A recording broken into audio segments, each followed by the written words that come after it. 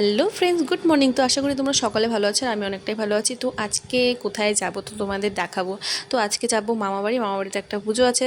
তো দেন আমরা ready teddy হয়ে বেরোই, দেখি যে আমাদের গাড়ির মধ্যে একটু হাওয়া ছিল না। তারপর পরে দেখা গেল যে হচ্ছে চায়ের চাকার মধ্যে একটা পেরেক ঢুকে গেছে। তো যাই হোক, তো কিছু করার ছিল না জন্য আমি আর মা বাবা আমাদেরকে বাজারে রেখে আসলো। আমরা টোটো করেই মামাবাড়ি যাবো আজকে। দেন মামাবাড়ি যাবো জন্য সেরকম কোনো সাজুগুজ করা হয়নি, কারণ হচ্ছে এখান থেকে এইটুকুনি 5 মিনিটের রাস্তা মামাবাড়ি। তো তাই টোটো করেই যেতে লাগলো আমাদের।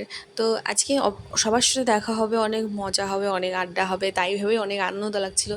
ফাইনালি মামাবাড়ি পৌঁছে গেছি, ওই যে মামাবাড়ি।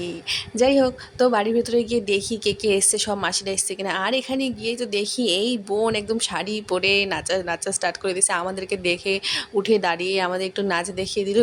নাচ করতে করতে তার শাড়িটাই খুলে গেছিলো। তারপর এখানে সে নাচ করছে আর মিষ্টি খাচ্ছিল।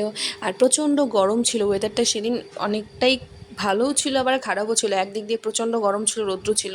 মাসি তো একটাই এসেছিলো, আর বাকি মাসিদের জন্য আমরা ওয়েট করছিলাম। আর দেখো এখানে রান্নাও স্টার্ট হয়ে গেছে, রান্নার জন্য লোক নিয়ে আসা হয়েছে। পুজোতে অনেকেই আসবে, তাই রান্না করার জন্য লোক নিয়ে আসা হয়েছে। আর এখানে আমি বসে বসে আম কাটছিলাম, কারণ আমের চাটনি হবে। আর দেন তারপর এখানে মামা মাসি সবাই আসলো, মামাও ডিউটি থেকে আসলো, মাসিরা সবাই এসছে। এই যে দেখো সব মাসি একসাথে হলে যা হয়, গল্পের একদম আসর বসে গেছে। গল্প, মাসি মামি বোনরা সবাই মিলে একদম গল্পের আসর বসে গেছে।